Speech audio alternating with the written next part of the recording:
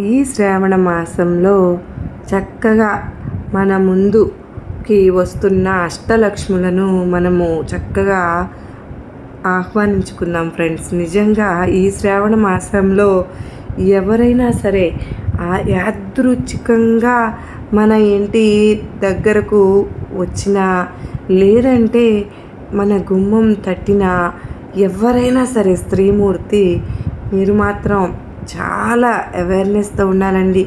అమ్మవారు ఏ రూపంగా మన ఇంటికి రాబోతున్నారో మనం గమనించుకుంటూ ఉంటే గనక మన పూజలు ఫలించి అమ్మవారే స్వయంగా మన ఇంట అడుగు పెట్టబోతూ ఉన్నారు.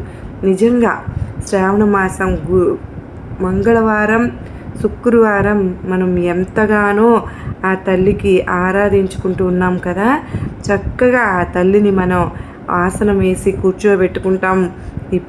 మంచి నైవేద్యాలు చక్కగా ఎంతో బాగా మన అందరం కూడా ఎంతగానో ప్రేమతో అమ్మవారిని ఆహ్వానిస్తాం. తప్పకుండా ఆ తల్లి రాకుండా ఉంటుందా? మన ఇంట్లో అడుగు పెడుతూ ఉందండి. ఏ విధంగా అడుగు పెడుతుందో మనం అమ్మవారిని గుర్తించడంలోనే ఉంది. అంతా కూడా సంతానలక్ష్మిగానా, లేదంటే విజయలక్ష్మిగానా, మనం ఎవరైతే ఏ విధంగా కోరుకుంటూ ఉంటామో ఆ విధంగా ఆ తల్లి మన ఇంటి గుమ్మం ముందుకు రాబోతూ ఉన్నారు. నిజంగా మనందరం కూడా సంతోషించదగ్గ విషయం కదా. మరి మనం ఏం నోవులు నోచుకున్నా కూడా అమ్మవారి కరుణ కోసమే కదండి. తప్పకుండా మీరు ఈ శ్రావణ మాసంలో మనం ముందు చెప్పుకున్నట్లుగా ఎవరు వచ్చినా మనం అమ్మవారి స్వరూపంగా భావించుకుని ఆ తల్లికి ఆహ్వానం పలికి ముత్తైదుగా అన్నీ చక్కగా మన స్తోమతకు తగ్గట్టుగా మనం ఆ తల్లిని చక్కగా సాగనంపాలి. మనం ప్రతి ఒక్కరూ అమ్మవారి స్వరూపమేనండి.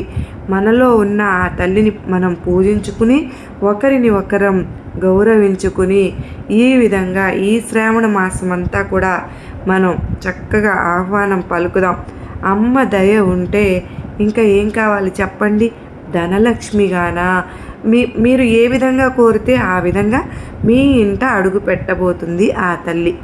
మీరందరూ కూడా చక్కగా ఆహ్వానించండి. సర్వేజన సుఖినో భవంతు.